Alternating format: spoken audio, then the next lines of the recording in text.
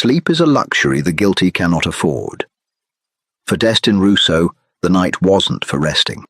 It was a blank canvas for every mistake, every betrayal, and every drop of blood he'd spilled to replay on a vicious, unending loop.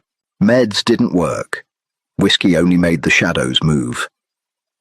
He was a man drowning in the dark, seconds away from a total mental collapse. Until he heard her voice, a soft, steady cadence cutting through the silence. His only peace, the clock on the wall didn't tick. Destin had dismantled it 3 days ago, tearing the battery from its casing and tossing it into the wastebasket. But he could still hear it, the phantom rhythm of seconds slipping away. It had been 94 hours since he last slept. He sat at the edge of his bed, staring at the floorboards.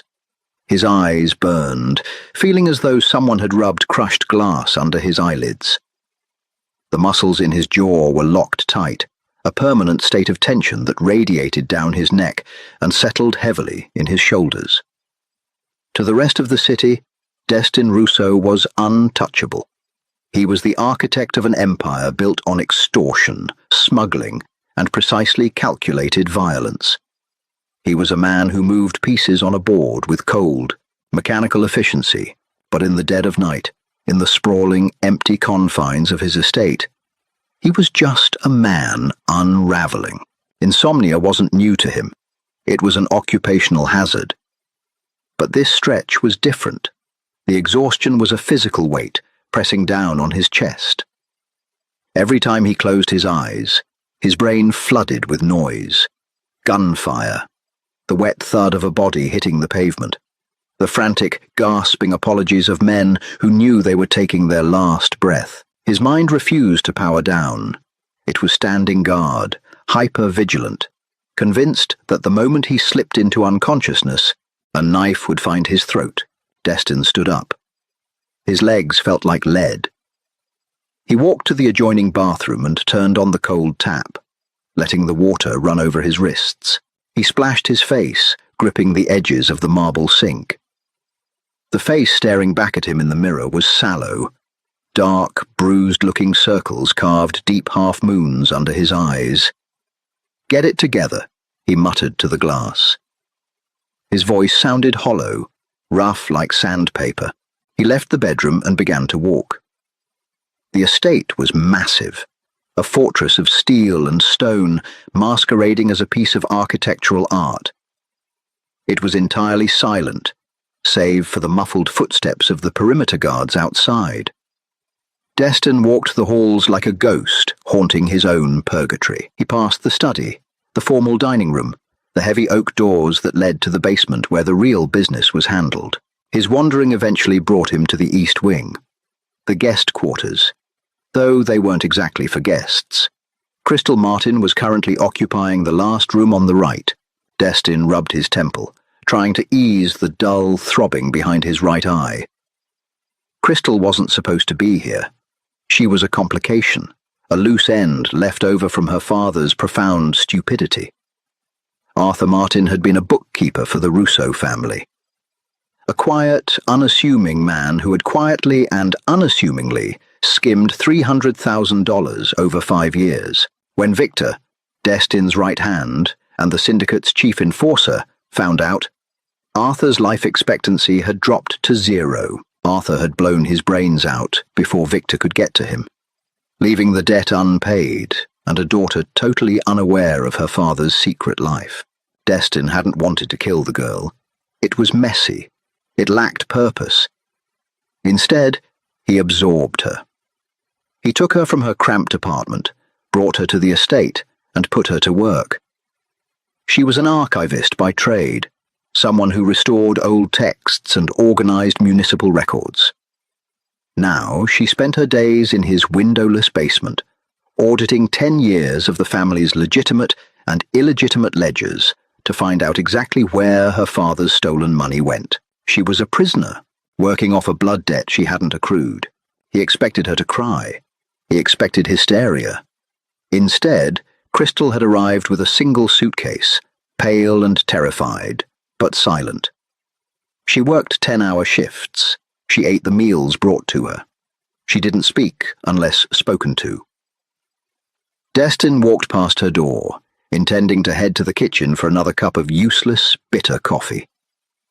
But he stopped. A sound was slipping through the crack beneath her door. A voice.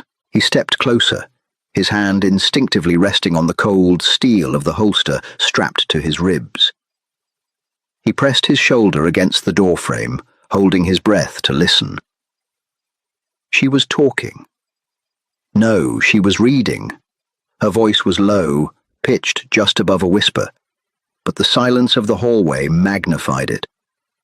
It wasn't the frantic, panicked tone of someone making an illicit phone call. It was rhythmic, paced. The dust hung in the air like suspended gold, catching the afternoon light. It was quiet in the valley, the kind of quiet that sinks into the bone. The river moved sluggishly, uncaring of the war raging 50 miles to the north. Destin frowned. He recognized the prose. It was an old Western novel, something gritty and slow-moving. He should have kept walking. He had no business eavesdropping on a captive's midnight coping mechanism. But he didn't move. He closed his eyes. Her voice lacked the sharp, abrasive edge of the people he dealt with daily. It wasn't trying to sell him something. It wasn't lying to him. It wasn't begging for its life. It was just a sound, steady, grounded. The cadence of her sentences rose and fell like a tide. It was incredibly mundane, and for the first time in 94 hours, the noise in Destin's head paused. He leaned his back against the wall next to her door. The cold plaster felt good against his heated skin. He let his head tip back. She kept reading. She stumbled over a word, paused, and reread the sentence with a soft, self-deprecating sigh. The humanity in it was startling. Destin felt his breathing slow down. The tight, agonizing knot in his chest loosened by a fraction of an inch.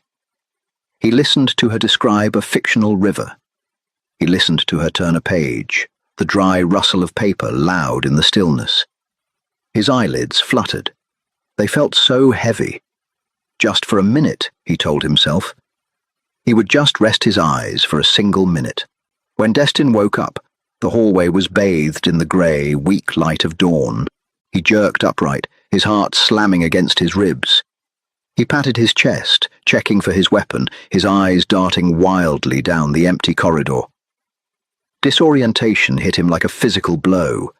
He had fallen asleep, sitting on the floor, in the hallway. He looked at his watch. 6:15 a.m. He had slept for 4 hours. A wave of profound humiliation washed over him, quickly followed by a staggering realization. 4 hours of dreamless, uninterrupted sleep. His mind felt sharper. The agonizing burn in his eyes had dulled into a manageable ache. He looked at Crystal's closed door. The reading had stopped long ago. Destin stood up, his joints protesting the hard floor. He smoothed the front of his shirt, a sudden, fierce possessiveness taking root in his chest. He needed to sleep again tonight, and he knew exactly how he was going to do it. Victor Moretti dropped a heavy manila folder onto Destin's desk. It hit the mahogany with a solid smack. "The shipments at the docks are clear," Victor said, pulling out a chair and sitting down. He was a large man, built like a brick wall, with a scar slicing through his left eyebrow that gave him a permanent scowl. "Customs took their cut. We're greenlit to move the cargo tonight." Destin nodded, flipping the folder open. He scanned the manifest. His eyes tracked the lines of text smoothly. No blurring, no micro-sleeps. Victor leaned forward, narrowing his eyes. "You look different." "I took a shower, Victor," Destin said flatly, turning a page. "No, I mean you don't look like you're about to drop dead. You sleep?" "A bit." Victor snorted. "Good, because the Petrovs are pushing the border on the south side again. We need you sharp. If you're running on fumes, they'll smell the blood in the water." "I'll handle the Petrovs," Destin said, closing the folder. Leave me the rest of the paperwork. I have a meeting. With who? Internal audit. Victor looked confused, but didn't press. He stood up, adjusting his suit jacket.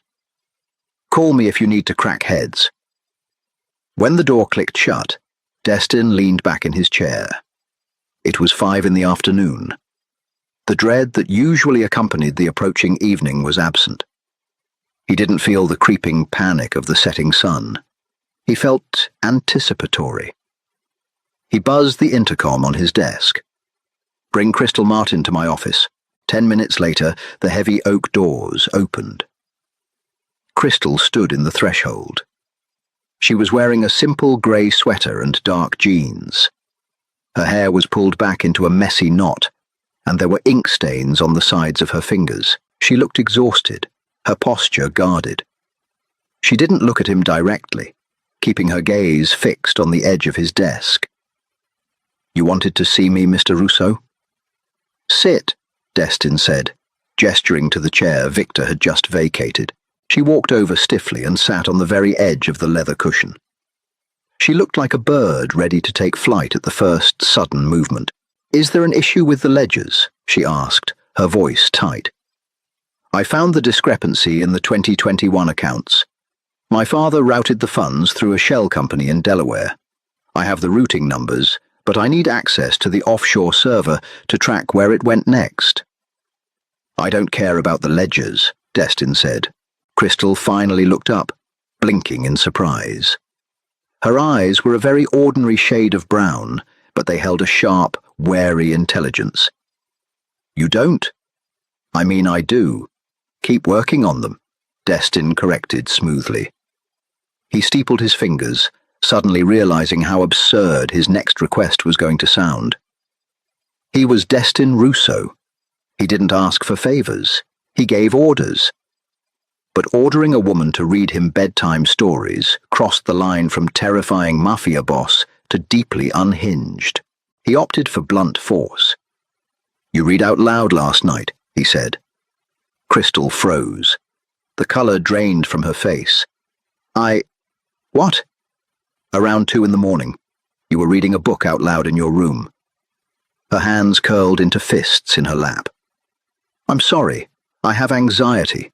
When I can't sleep, reading out loud grounds me. I didn't realize the sound carried. I won't do it again. No, Destin said sharply. You will? Crystal stared at him, utterly lost. I will what? You will read out loud again tonight, but not in your room. Destin leaned forward, his elbows resting on the desk. He kept his expression entirely neutral, masking the desperation clawing at his throat. I suffer from insomnia, severe insomnia. Last night I heard your voice. It distracted me. I fell asleep. Crystal's mouth parted slightly. She looked at him as if he had just spoken in tongues. You fell asleep listening to me read a Louis L'Amour novel? I don't care what the book was, Destin said, dismissing the detail. I care about the result. Tonight, at midnight, you will come to my private study on the 3rd floor. You will bring a book. You will read to me until I fall asleep. Silence stretched between them, thick and heavy. Crystal looked at him, really looked at him. She saw the lingering shadows under his eyes, the tight pull of his jaw. The realization that the monster who held her life in his hands was asking her for a lullaby was clearly short-circuiting her brain. Is this a joke? She asked quietly. I don't make jokes, Miss Martin. And if I say no, Destin's eyes went cold. The brief flash of vulnerability vanished, replaced by the ruthless pragmatism that kept him alive. You owe me $300,000. You are currently paying it off at a rate of $500 a week through clerical labor. You will be here for 12 years. If you read to me and I sleep, I will deduct an extra $1,000 from your debt for every night.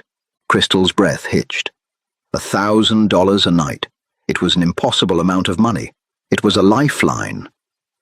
She looked down at her ink-stained fingers, her mind working furiously. She was terrified of him. Everyone was terrified of Destin Russo. But this wasn't a demand for violence, or something unspeakable. It was bizarrely, pathetically human. "What kind of book?" she asked, her voice barely above a whisper. Destin felt a profound wave of relief wash over him, though his face betrayed nothing. "Anything, so long as it isn't quiet." "Midnight," she confirmed. "Don't be late." The third-floor study was a room designed for intimidation. The walls were lined with floor-to-ceiling bookshelves, filled with leather-bound volumes that had never been read. The furniture was heavy, dark mahogany, and tufted oxblood leather. A massive stone fireplace dominated one wall, though it hadn't been lit in years. Heavy velvet curtains blocked out the moonlight, leaving the room illuminated only by a single brass reading lamp on a side table. At exactly midnight, there was a soft knock on the door. "Come in," Destin said. He was sitting in the large leather armchair by the unlit fireplace, wearing dark slacks and a loose black Henley. He had discarded his holster, a rare concession to comfort, though a loaded Sig Sauer sat on the side table next to the lamp. Well within arm's reach, Crystal pushed the door open and stepped inside. She looked small in the cavernous room. She was clutching a thick, worn paperback to her chest, like a shield. She looked around, her eyes landing on the gun first, then on him. "Sit," Destin said, pointing to a smaller wing-back chair positioned across from him, near the light. Crystal crossed the room silently and sat down. She kept her knees pressed tightly together, opening the book in her lap. The tension in the air was suffocating. She was sharing a secluded room with the head of the city's most violent crime syndicate. The power dynamic was so wildly unbalanced, it made the air feel thin.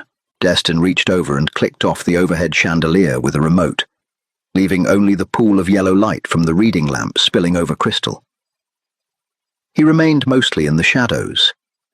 "Begin," he said softly. Crystal cleared her throat.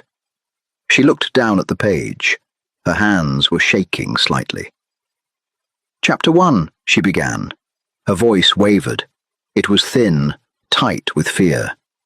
The ocean was a vast iron-grey expanse, churning angrily under a bruised sky. "Stop," Destin commanded.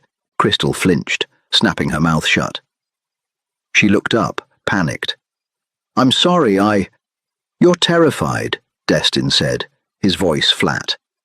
"Your heart rate is through the roof. I can hear your breathing catching. It's grating." Crystal's jaw tightened. A spark of genuine anger broke through her fear. "I'm sitting in a dark room with a man who could snap my neck and bury me in the foundation. Forgive me if I'm not entirely relaxed." Destin stared at her from the shadows. It was the first time she had shown any real fire. He liked it. It meant she wasn't broken, just bruised. "I am not going to hurt you, Crystal," he said, the use of her first name intentional. "If I wanted to hurt you, you wouldn't be sitting in a velvet chair holding a book about boats. You are here to do a job. Treat it like one. Take a breath. Lower your register. Just read." Crystal held his gaze for a long moment. She swallowed hard, forced her shoulders to drop an inch, and looked back at the page. She took a deep, shuddering breath. When she started again, it was better. The tremor was gone. The ocean was a vast, iron-grey expanse, churning angrily under a bruised sky. Captain Miller stood at the helm, the salt spray freezing against his beard. Destin leaned his head back against the leather chair and closed his eyes. For the first 10 minutes, his mind fought it. The paranoia screamed at him that he was vulnerable. There was a woman in the room, a woman whose father had died because of his organization. What if she grabbed the gun? What if she had a knife? But as the minutes ticked by, Crystal's voice acted as an anchor. She didn't read with excessive emotion or dramatic flair. She read like someone who genuinely loved the words, giving them space to breathe. She paused at the natural breaks. She lowered her tone during the dialogue. The rhythmic cadence of her voice began to overwrite the violent noise in his head. He focused entirely on the sound. He imagined the iron-grey ocean. He imagined the cold wind. He stopped thinking about the Petrovs, the missing money, the shipment at the docks. In the wingback chair, Crystal watched him. She read automatically, her eyes tracking the words while her mind processed the surreal scene in front of her. Destin Russo, the terror of the underworld, was slumped in an armchair, completely still. The harsh, terrifying lines of his face had softened. The perpetual scowl was gone. In the dim light, he didn't look like a monster. He looked like a profoundly exhausted man. She kept reading. She reached the end of the chapter and turned the page. The rustle of the paper was loud, but he didn't stir. His breathing deepened, becoming slow and even. Crystal stopped reading mid-sentence. Silence rushed back into the room. Destin didn't move. His chest rose and fell in a steady, heavy rhythm. He was asleep. Completely, deeply asleep. Crystal sat frozen for a long time. She looked at the gun on the table. It was 2 feet away from his hand. She could reach it. She could take it, shoot him, and walk out. But the thought was fleeting, dismissed as quickly as it came. She wasn't a killer. And more than that, looking at him now, stripped of his power and posturing, she realized he was entirely at her mercy. She, the captive, the collateral damage, held the key to the one thing he couldn't take by force. Peace. Crystal quietly closed the book. She didn't leave the room. He hadn't dismissed her, and she wasn't about to risk waking him up by opening the heavy oak doors. Instead, she curled her legs up under her in the chair, wrapped her sweater tightly around her shoulders, and watched the chest of the Mafia boss rise and fall until the sun began to bleed through the edges of the curtains. A contract had been struck, $1,000 a night. But Crystal had a feeling the real currency exchanging hands in this dark room was going to be much more complicated than cash. 14 days, 14 nights, $14,000 erased from a ledger in the windowless basement. The routine cemented itself into the foundation of the estate. At 11:55 p.m., Crystal climbed the stairs to the 3rd floor. At midnight, she sat in the wingback chair. She opened a book, and she spoke until the man in the shadows stopped fighting his own mind. The change in Destin Russo was undeniable. The bruised, hollow look beneath his eyes faded, replaced by the sharp, terrifying focus that had built his empire in the first place. He moved with precision instead of dragged exhaustion. Down at the docks and in the back rooms of the city's underground casinos, men spoke of the boss's sudden resurgence with a mixture of reverence and fear. The erratic hair-trigger temper born of sleep deprivation was gone. In its place was a cold, calculating calm that was infinitely more dangerous. Victor Moretti noticed. Everyone noticed. But no one asked questions. For Crystal, the basement daylight hours remained a tedious blur of numbers and shell corporations. She traced her dead father's desperate, stupid theft across bank accounts in the Cayman Islands and Cyprus. But the nights were different. The nights belonged to the study. It was a Tuesday when the rigid edges of their arrangement finally cracked. Crystal arrived at the study feeling terrible. A dull ache throbbed behind her temples, and her throat felt like it was coated in crushed glass. The damp, recycled air of the basement had finally caught up with her. She sat in her usual chair. Destin was already there, leaning back in the oxblood leather, eyes closed, waiting. "Chapter 4, Crystal rasped. Her voice sounded terrible, thick and gravelly. She cleared her throat, wincing, and tried again. The expedition pushed further into the Amazon, the canopy blocking out the sun completely. She made it through 2 paragraphs before a coughing fit seized her. It wasn't a delicate, polite cough. It was a harsh, chest-rattling spasm that forced her to double over. the heavy hardcover book sliding from her lap to hit the floor with a loud thud. She pressed a hand to her mouth, tears of physical strain pricking her eyes. When the coughing finally subsided, she sat up, gasping for air, bracing herself for his anger. She had broken the silence. She had failed the one task keeping her out of a shallow grave. Destin was no longer sitting in his chair. He was standing beside the small mahogany bar cart in the corner of the room. He wasn't looking at her. He picked up a heavy crystal tumbler, grabbed a bottle of distilled water, and poured. He added no ice. Crystal watched him, her breathing ragged. He walked over to her, his footsteps entirely silent on the thick Persian rug. He stopped in front of her chair and held out the glass. "Drink," he said. His voice wasn't an order, though it carried the weight of one. It was flat, unreadable. Crystal took the glass. Her fingers brushed against his knuckles.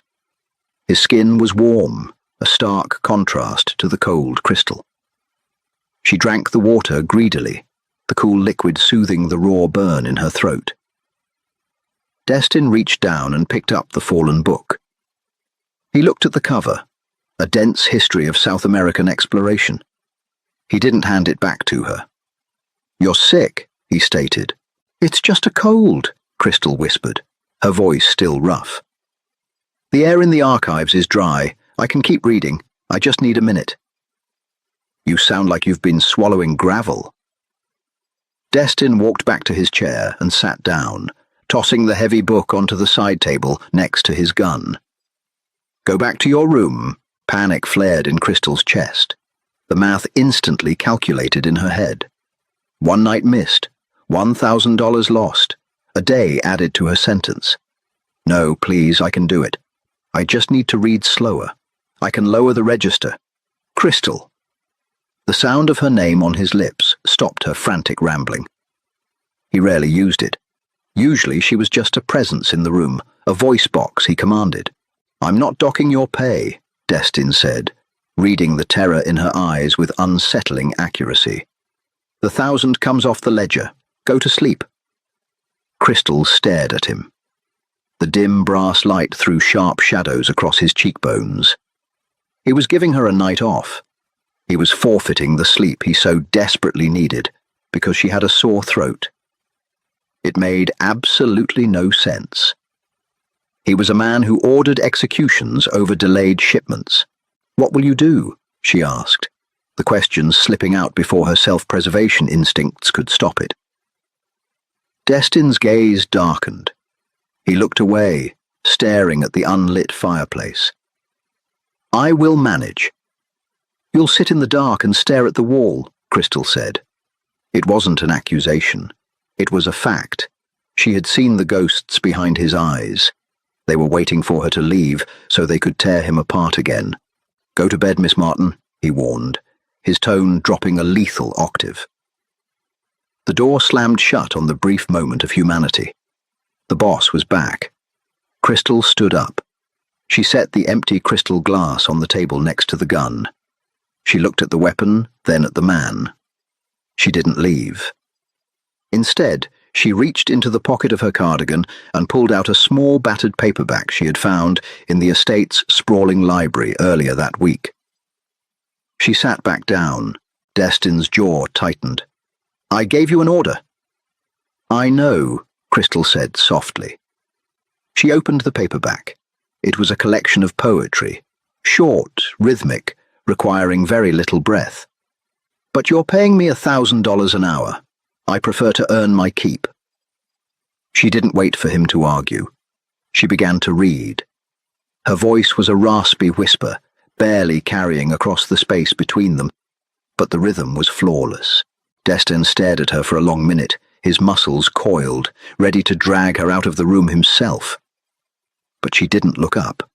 She just kept reading the verses. Slowly, the tension bled out of his shoulders. He leaned back. He closed his eyes. She read for 20 minutes until he fell asleep. She sat in the quiet, watching his chest rise and fall, realizing with a terrifying clarity that she wasn't just surviving this man anymore. She was protecting him. The outside world eventually bled in. It always did. It was 1:30 a.m. on a Friday. Crystal was sitting in the dark study, the book open in her lap. But she wasn't reading. She was waiting. Destin hadn't shown up. The estate had been vibrating with a chaotic, suppressed energy all evening. Black SUVs had roared down the driveway just past sunset. She had heard Victor shouting in the lower halls, a sound so violent it made her stomach turn. The Petrovs. She had heard the guards whispering the name outside her door. The rival syndicate from the South End had made a move on a Russo warehouse. Crystal should have stayed in her room. She should have locked her door and hidden under the blankets like a sensible hostage. Instead, at midnight, she had walked up to the third floor. At 1:45 a.m., the heavy oak doors crashed open. Destin walked in. Crystal gasped, dropping the book. He looked like a man who had walked through a slaughterhouse. His dark suit jacket was gone, his white dress shirt torn at the shoulder. And there was blood. It was splashed across his chest, smeared on his neck and coating his hands. It wasn't his. He was moving with too much predatory energy to be fatally wounded. He didn't see her at first. He walked straight to the bar, grabbed a bottle of scotch by the neck and poured a massive measure into a glass, splashing amber liquid onto the mahogany. His hands were shaking, not from fear, from adrenaline, the raw chemical high of violence. He downed the glass in one swallow, slammed it down, and finally turned toward the center of the room. He stopped dead when he saw Crystal in the wingback chair. The beast was fully awake in his eyes. The pupils were blown wide, black and hollow. The civilized veneer he wore during their midnight sessions was completely stripped away. This was the man who had ordered her father's death. This was the monster of the city. "Get out!" Destin snarled. His voice was a guttural rasp, unrecognizable. Crystal pressed her back against the chair, her heart hammering against her ribs like a trapped bird. The metallic copper smell of blood reached her from across the room. It made her gorge rise. She wanted to run. Every instinct screamed at her to flee. "I said get out!" he roared, taking a step toward her.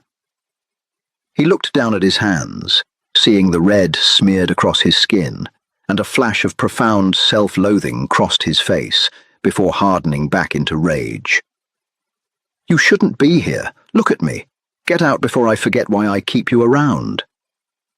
He was losing his grip. The violence of the night was refusing to recede. It was a tidal wave, threatening to drown him in his own study. Crystal looked at his shaking hands. She looked at the blood. She swallowed the bile in her throat. She didn't stand up. She reached down, picked up the book she had dropped, and smoothed the crumpled page. Her hands were trembling so violently she could barely hold the spine. "No," Crystal said. Destin froze. "What did you say?" "I said no."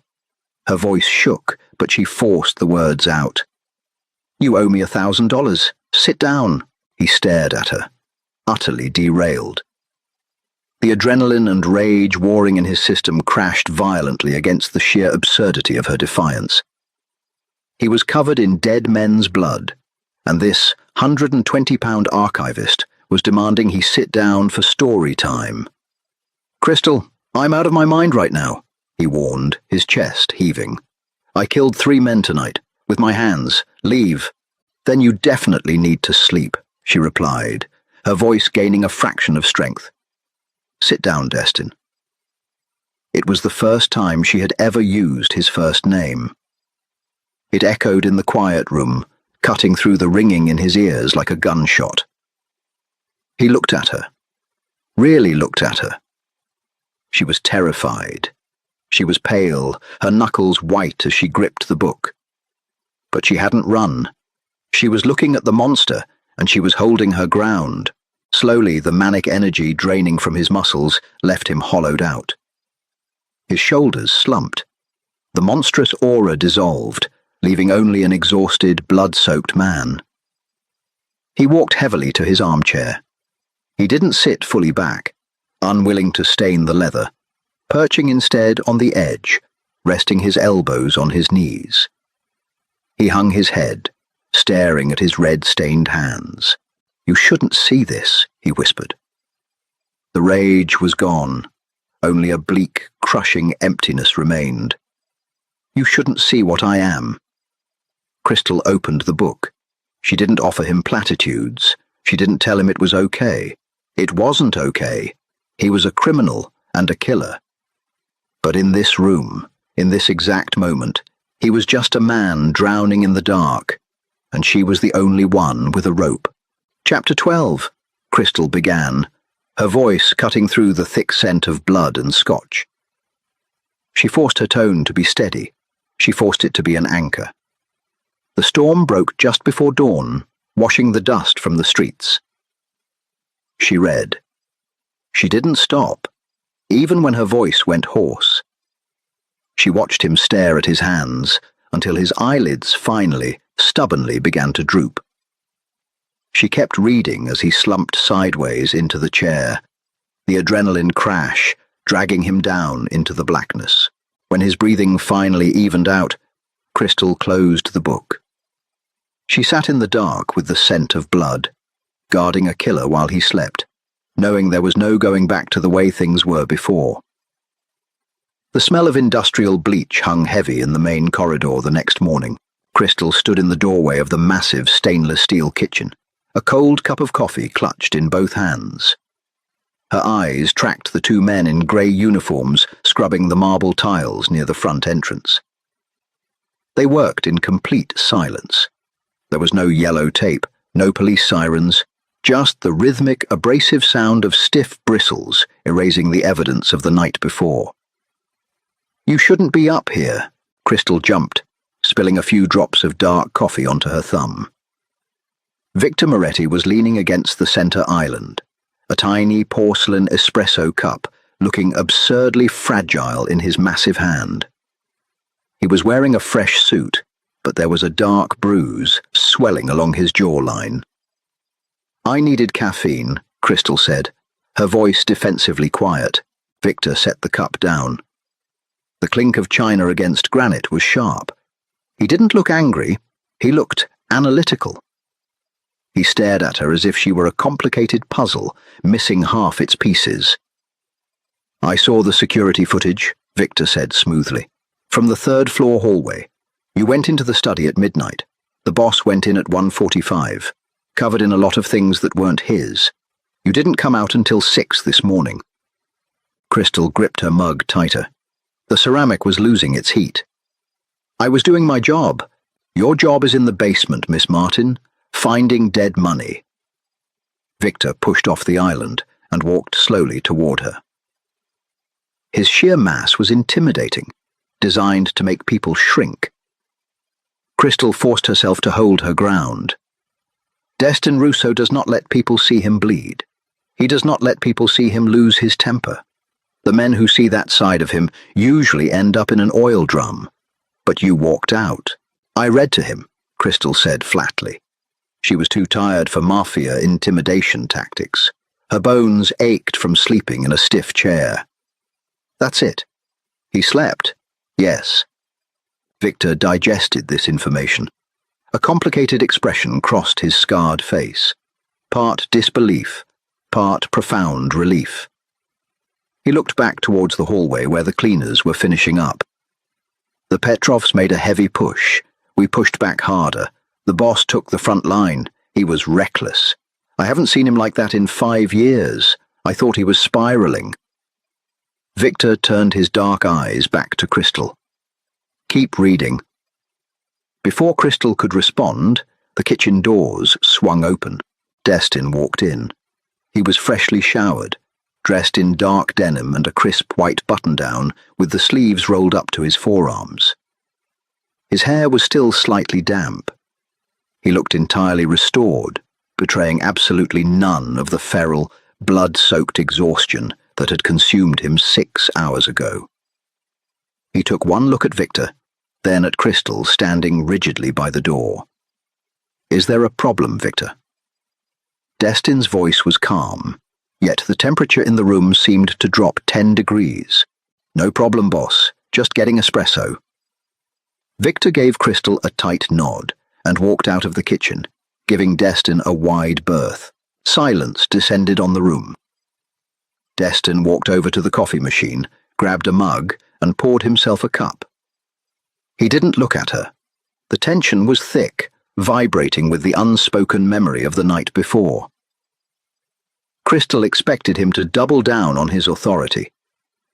She expected him to remind her of her place, to build a wall of cruelty to cover his vulnerability. Instead, he turned around and leaned against the counter. "How much do you still owe me?" Destin asked. Crystal blinked, thrown by the pivot. "What?" "The debt. Your father's money. What's the current balance?" Crystal calculated quickly. "With the auditing work and the nightly deductions, it's exactly $214,000.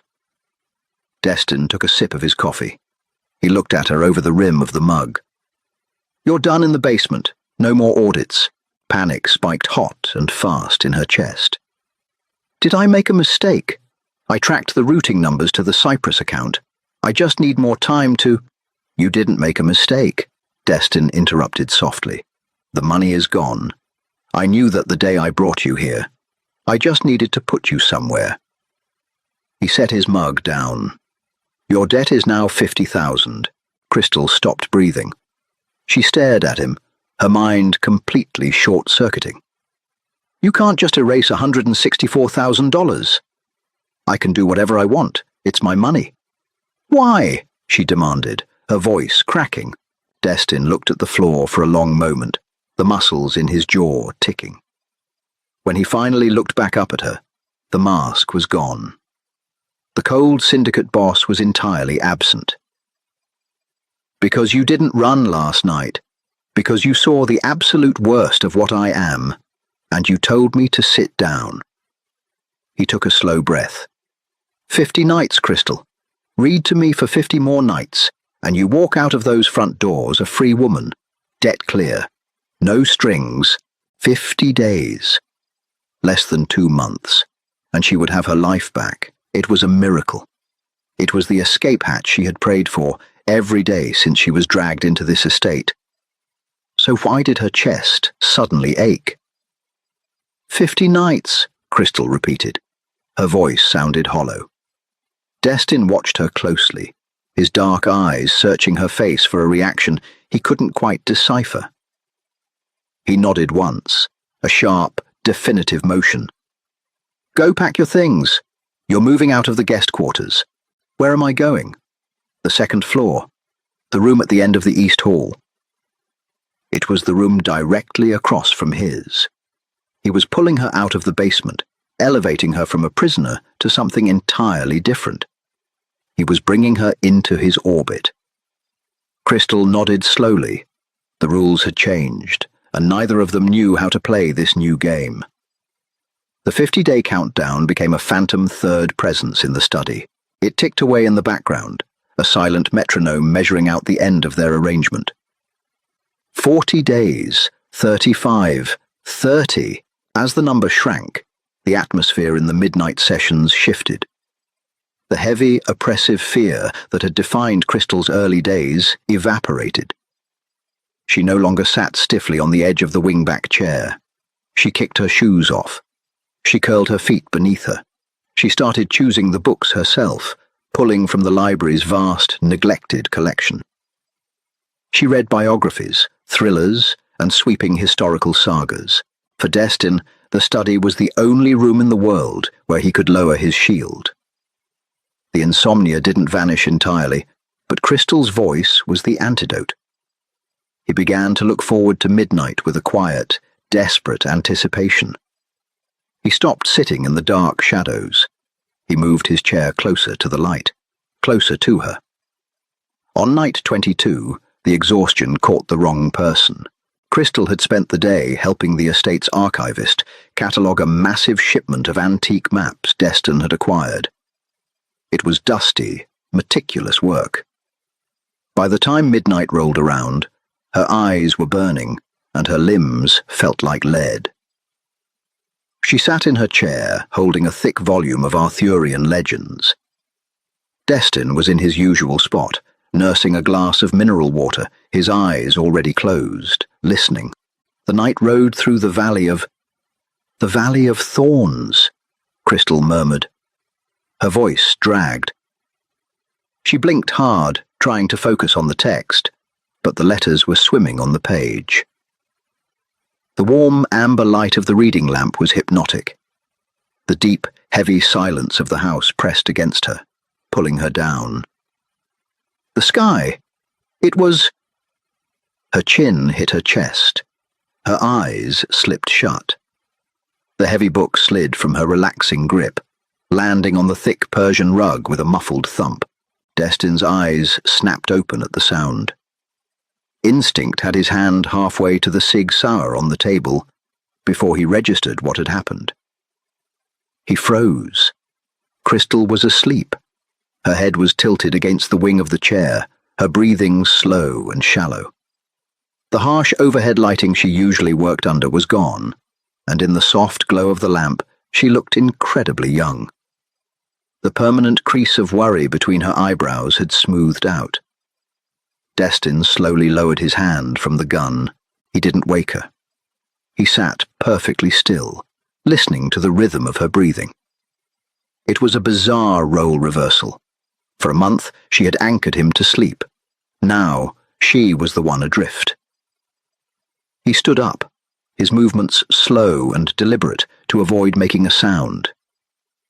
He walked over to the leather sofa against the far wall and picked up a heavy, woven cashmere throw. He crossed the room and stood over her. Up close, he could see the faint smudges of ink on her fingers, the pale skin of her neck, the steady, rhythmic pulse in her throat. She was entirely defenseless. She was in the inner sanctum of a crime boss, completely at his mercy, and she was fast asleep.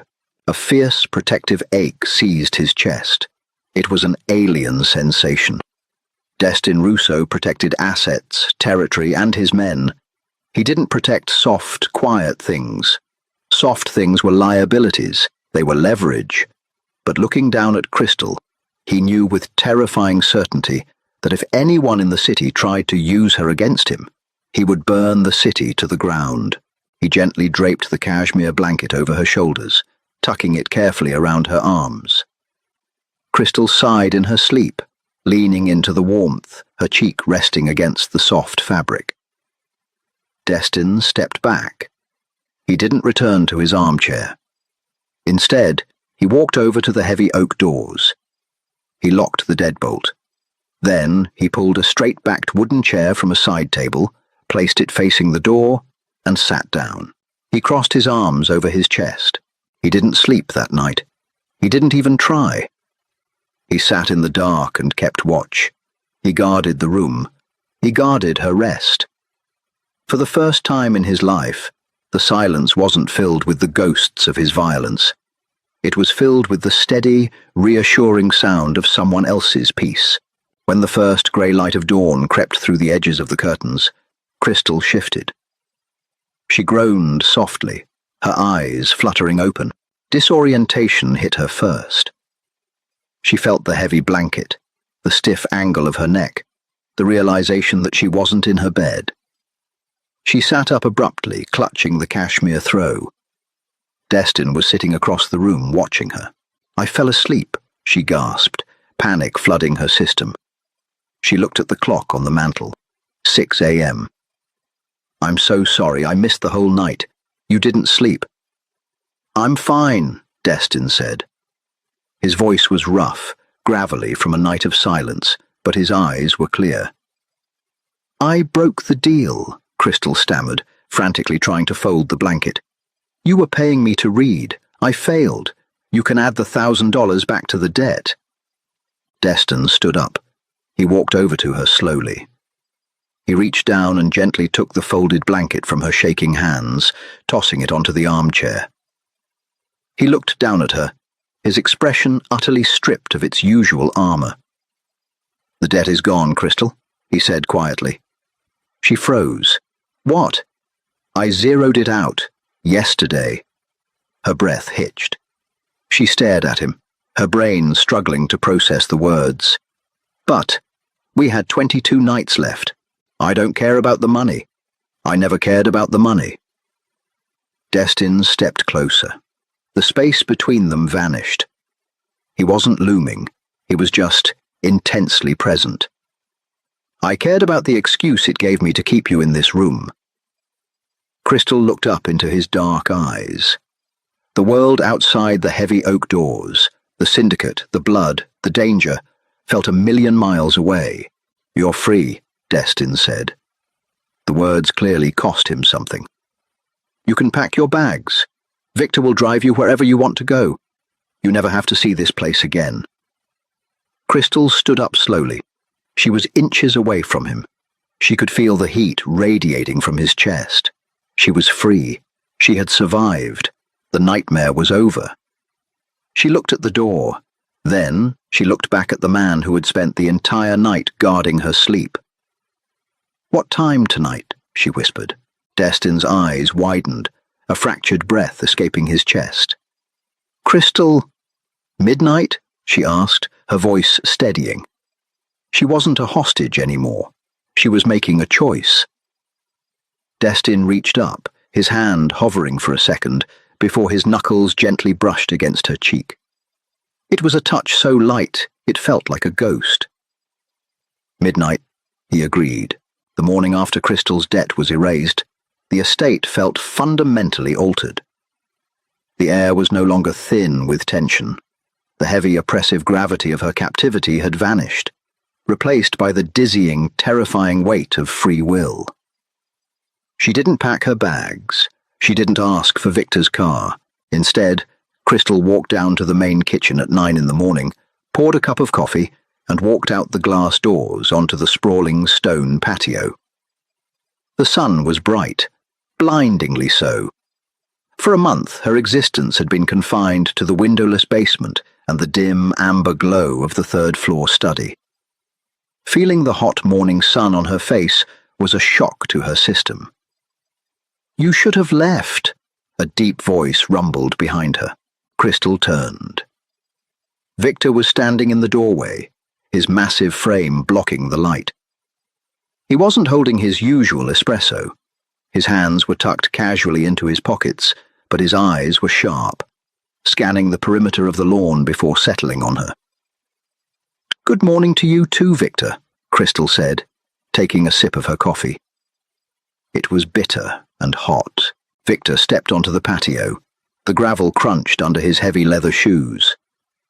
"I'm not making small talk, Miss Martin. The boss wiped the ledger.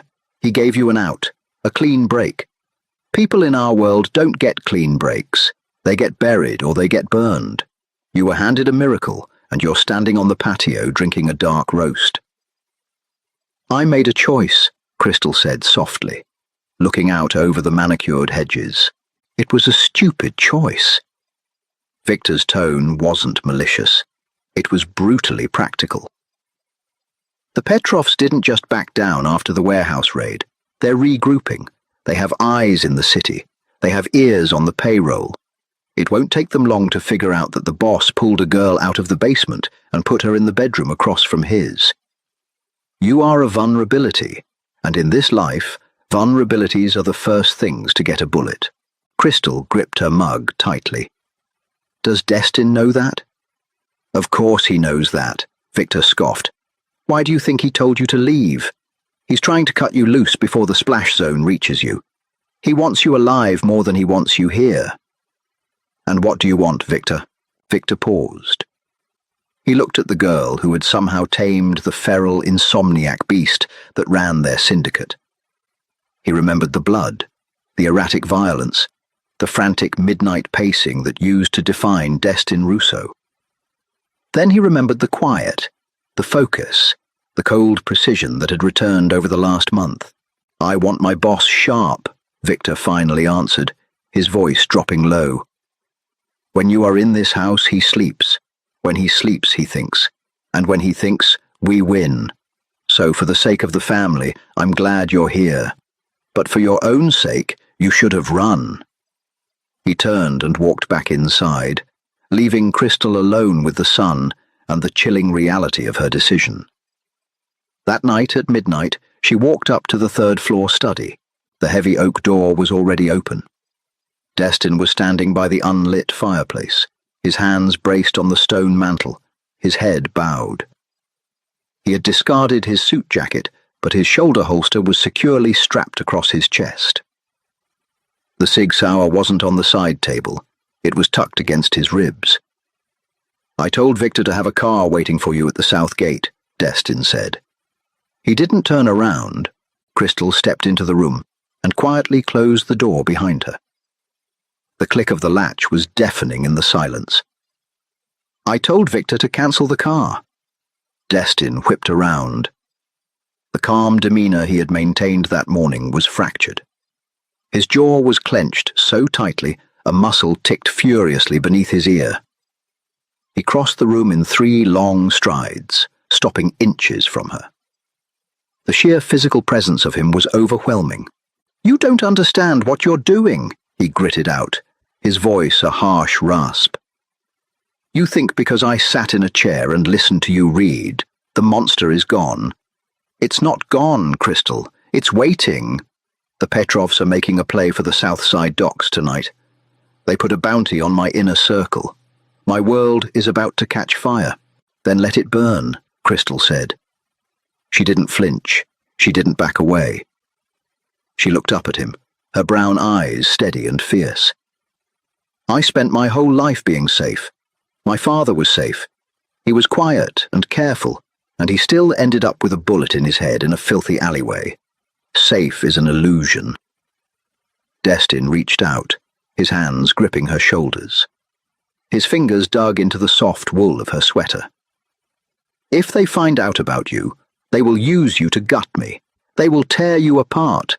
Then you better make sure they don't get the chance," she challenged, her voice trembling slightly, betraying her fear, but her posture never wavered. Destin stared at her. He saw the terror she was trying to hide, and he saw the absolute, terrifying loyalty that was overpowering it. She was standing in the center of the blast radius, fully aware of the danger and refusing to move. A ragged breath tore through his chest. The resistance he had been building all day shattered completely. He didn't think. He just moved. His hands slid from her shoulders to frame her face, his thumbs brushing over her cheekbones, and he kissed her. It wasn't a gentle, cinematic kiss. It was desperate. It was rough and bruising, born of a month of forced distance and agonizing restraint. Crystal gasped against his mouth, her hands flying up to grip the lapels of his shirt. The sudden contact was electric. He tasted like scotch and impending violence, a dark, intoxicating mix that made her knees weak. Destin pulled her flush against his chest, his arms wrapping around her waist, anchoring her to him. He kissed her until the lingering fear in her system dissolved, replaced by a fierce, burning heat. When he finally pulled back, he was breathing heavily, resting his forehead against hers. "You're a fool," he whispered, his eyes closed. "I know," she breathed back. He stepped away, putting a tortuous foot of space between them. He looked down at his watch. 12:15 a.m. "I have to leave," Destin said, his voice hardening, slipping back into the cadence of the syndicate boss. "I have to end this, tonight. If I don't sever the head of the Petrov family before sunrise, we won't have a tomorrow." Crystal nodded slowly. She walked over to the wingback chair and picked up a book she had left there yesterday. "I'll be right here." Destin looked at her, sitting in the amber light, holding the book like a shield. He drew his gun, checked the chamber, and slid it back into the holster. "Lock the door behind me. Don't open it for anyone but me." "Destin." He paused at the threshold, turning back to look at her. "Come back," she commanded quietly. A ghost of a smile touched his lips, transforming his harsh face into something devastatingly human. "I always come back to the sound of your voice, Crystal." The hours bled together. Crystal sat in the study, the book open on her lap, but she didn't read a single word. She listened. The estate was terrifyingly quiet. Most of the guards had mobilized. Victor had vanished. She was alone in the fortress, waiting for the echo of a war being fought in the dark alleys and rain-slicked docks of the city. Every creak of the floorboards sent a spike of adrenaline straight to her heart. She paced the length of the Persian rug. She stared out the heavily curtained window at the ink-black night. She imagined the worst. She imagined Victor walking through the door, his scarred face grim, carrying the news that the insomnia had finally won, that the beast had been put down. At 4:30 a.m., her phone buzzed in her pocket. It was a burner phone Victor had handed her hours ago. She snatched it out, her fingers clumsy with panic, and pressed it to her ear. "Hello? The docks are clear." Victor's voice was exhaustingly flat, devoid of its usual booming resonance. "The Petrov brothers are gone. The syndicate is neutralized." Crystal slumped against the heavy mahogany desk, her legs suddenly refusing to hold her weight. A choked sob escaped her throat. "Destin? He's alive," Victor confirmed. "We're on our way back." The line went dead. Crystal didn't move for 20 minutes. She stayed on the floor by the desk, letting the massive, crushing wave of relief wash over her. It was over. The threat was eliminated. Just past 5 in the morning, the heavy deadbolt of the study door clicked. Crystal scrambled to her feet. Destin pushed the door open. He didn't look like the feral monster who had stumbled into this room weeks ago, covered in blood. He was immaculate. His suit was dark, his tie loosened but still present. There wasn't a drop of blood on his hands or his face. He had taken the time to wash it away.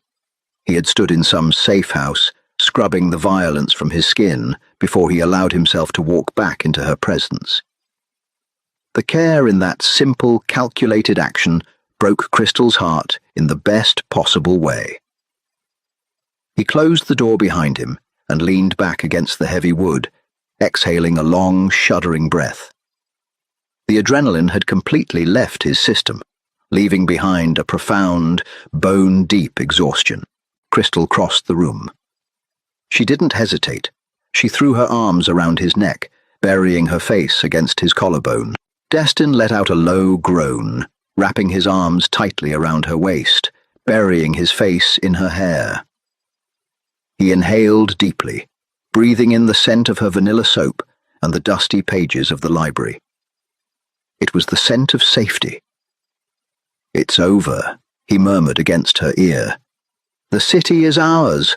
Nobody will ever touch you." "Are you hurt?" she asked, pulling back just enough to scan his face. The dark circles under his eyes were prominent tonight, a testament to the brutal toll the last few hours had taken. "Just tired," he whispered. Crystal took his hand. His fingers were cold. "Come sit down. I'll read." She tried to pull him toward the leather armchairs, toward their sanctuary, but Destin dug his heels in. He didn't move. He looked at the wing-back chair, the reading lamp, the stack of books on the side table. It was the theatre where they had performed their strange, life-saving play for 30 days. "No," Destin said softly. Crystal looked back at him, confused.